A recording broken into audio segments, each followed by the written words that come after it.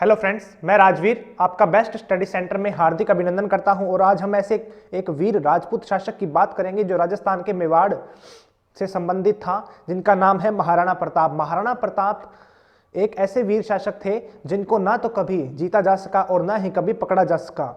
महाराणा प्रताप का जन्म कुंभलगढ़ दुर्ग में 5 मई 1540 ईस्वी को विक्रम संवत 1597 और ज्येष्ठ सुदी तृतीया को महाराणा उदय सिंह की पत्नी जयवंता बाई की कोख से हुआ था, जो कि सोनगरा अखेराज की पुत्री थी।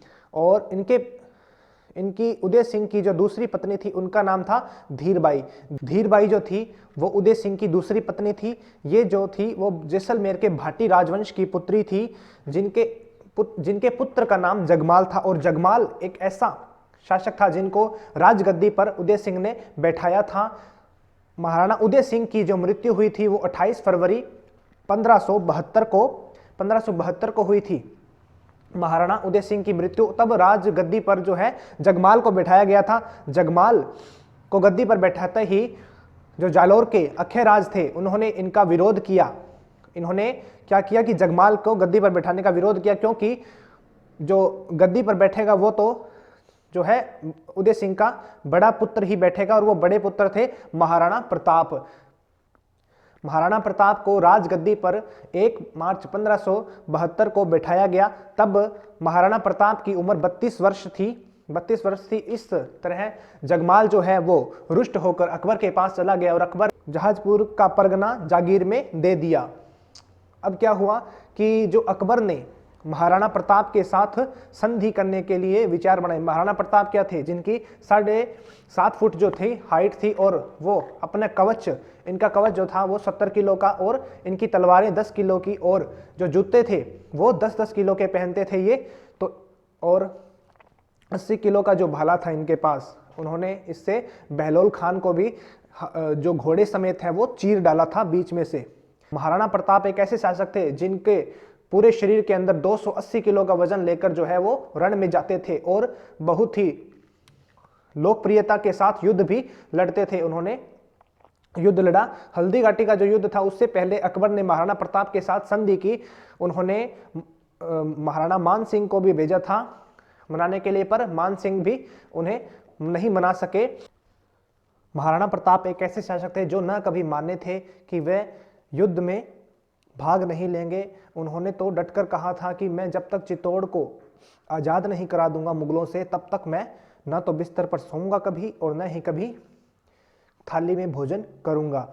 1573 में राजा मान सिंह के पिता भगवंत दास जी महाराणा प्रताप से मिलने आए, परंतु वे उन्हें नहीं मना सके। और राजा तोडरमल को जब दिसंबर 1573 में अकबर ने भेजा तो वे भी उन्हें नहीं मना सके। और हल्दी घाटी का युद्ध 21 जून 1576 को हुआ। इसमें महाराणा की प्रताप की सेना में जो है 15,000 व्यक्ति थे और अकबर की सेना में 80,000 व्यक्ति थे। महाराणा प्रताप का एक ही उद्देश्य था कि एक व्यक्ति 5 बंदों को, यानी कि 5 आदमियों को खत्म करेगा, और महाराणा प्रताप इसी से जो है युद्ध में जीत हासिल कर सकते हैं। महाराणा प्रताप और अकबर की सेना के बीच में युद्ध हुआ, और युद्ध के अंदर महाराणा प्रताप जो है वो घायल हो गए। महाराणा प्रताप के घायल होते ही उनका स्थान जो है राणा बीदा ने ले लिया। राणा बीदा ने महाराणा प्रताप को घायल होते देख उन्हें उनके घोड़े चेतक पर सवार करके उन्हें वहां से युद्ध छोड़कर जाने के लिए कहा। झालावीदा के स्थान लेने के बाद महाराणा प्रताप को उन्होंने सुरक्षित स्थान पर चेतक को ले जाने के लिए कहा। चेतक ने युद्ध को जो है वो भांप लिया था। युद्ध के भांपने ही चेतक एक समझदार घोड़ा था जिसके मुख पर हाथी की सूंड लगी होती थी, जिससे कि अकबर के जो हाथी थे वो घबरा जाते थे कि यह घोड़ा है या महाराणा प्रताप का हाथी है। जब चेतक महाराणा प्रताप को युद्ध क्षेत्र से बाहर लेकर जा रहा था तो वह भी एक टांग से घायल हो चुका था, और घायल घायल होने के कारण चेतक 25 फीट गहरा नाला भी पार कर गया था और अपने मालिक महाराणा प्रताप को उसने बचाया और वहीं बलीचा गांव में उसने आखिरी सांस ली। और बलीचा गांव में ही आज भी महाराणा प्रताप के चेतक की समाधि बनी हुई है। महाराणा प्रताप के चेतक के मरते ही महाराणा प्रताप भी, उनकी आंखें नम हो गई और वे बहुत रोए थे, क्योंकि वे अपने पुत्र से भी ज़्यादा उन्हें प्यार किया करते थे। महाराणा प्रताप चेतक को कभी भुला नहीं सके और उन्होंने कोल्यारी गांव में अपना इलाज कराया। वहीं जब युद्ध क्षेत्र के अंदर राणा वीदा ने जब उनका स्थान लिया हुआ था, तब राणा वीदा को ही मुगलों ने प्रताप समझा और उनको वहां खत्म कर दिया। प्रताप युद्ध के बाद कोल्यारी गांव पहुंचे और उन्होंने अपना इलाज वहां करवाया। कोल्यारी में अपना इलाज खत्म कर वे कुंभलगढ़ दुर्ग गए और कुंभलगढ़ दुर्ग जाने के बाद उन्होंने जो है वापिस से अपनी सेना को सुदृढ़ किया और वहीं से छापामार, गुरिल्ला छापामार युद्ध पद्धति अपनाई।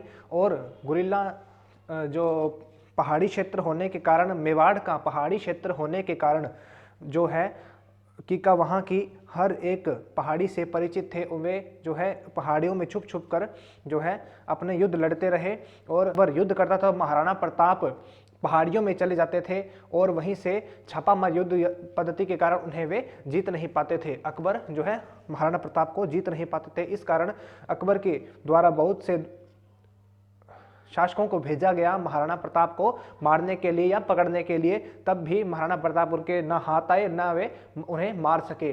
अकबर ने शहबाज खां को भी महाराणा को मारने के लिए भेजा था, परंतु शहबाज खान ने क्या किया कि शहबाज खान अपने परिवार के साथ आया।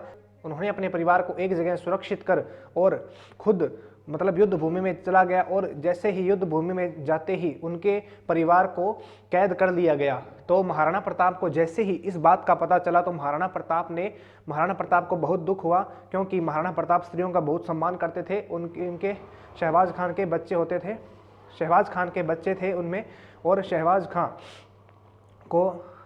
के परिवार को रिहा कर दिया गया। महाराणा प्रताप ने आदेश दिया कि उनके परिवार को सम्मान वहां से वापस भेज दिया जाए। इस तरह शहबाज खां की हार हुई, वह महाराणा प्रताप को न जीत सका न उन्हें मार सका। इस तरह से वह शहबाज खां वापस लौट गया। अब दिवेर का युद्ध हुआ। दिवेर का युद्ध अक्टूबर 1582 में हुआ था, जिसमें महाराणा प्रताप का युद्ध हुआ।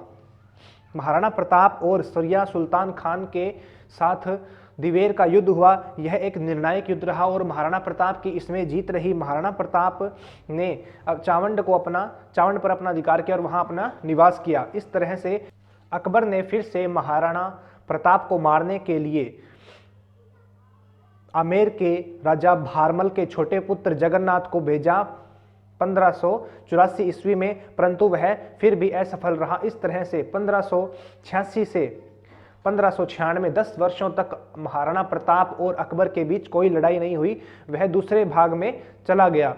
महाराणा प्रताप का एक हाथी था रामदास, जिसे कि अकबर ने कैद कर लिया था और उसे नाम दिया था पीर। अकबर ने अपनी सेना से कहा कि महाराणा प्रताप के उस हाथी को इतना खिलाओ पिलाओ कि वह अपनी अधीनता स्वीकार कर ले और अपने लिए युद्ध लड़े, परंतु रामदास एक इतना अच्छा जानवर था, मतलब इतना अच्छा हाथी था कि उसने 28 दिनों तक भोजन ग्रहण भी नहीं किया और एक महीने के तुरंत बाद ही उसकी मृत्यु हो गई। तो अकबर ने अपने आप से कहा कि मैं अगर इस जानवर को नहीं मना सका तो मैं महाराणा प्रताप को कैसे मनाऊंगा।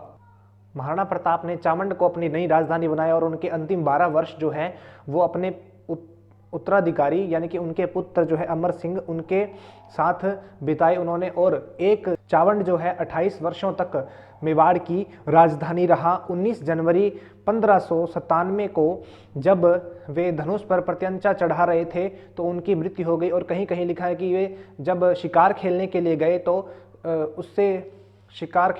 तो शेर के पंजे के घाव लगने के कारण उनकी मृत्यु हो गई। उनके शरीर में जहर फैल गया, इस कारण से उनकी मृत्यु हो गई। चावंड से कुछ दूर बाड़ोली गांव में उनका अंतिम संस्कार हुआ था और वहीं पर महाराणा प्रताप की छतरी भी आज भी मौजूद है। इस तरह से महाराणा प्रताप को ना तो कोई जीत सका और ना ही कभी उन्हें कोई जिंदा पकड़ सका। तो अगर आपने वीडियो को लाइक और सब्सक्राइब नहीं किया तो प्लीज़ इसे लाइक कीजिए और सब्सक्राइब कीजिए और ज़्यादा से ज़्यादा वीडियो को शेयर कीजिए और हमें कमेंट बॉक्स में बताएं कि आपको वीडियो कैसा लगा। Thank you.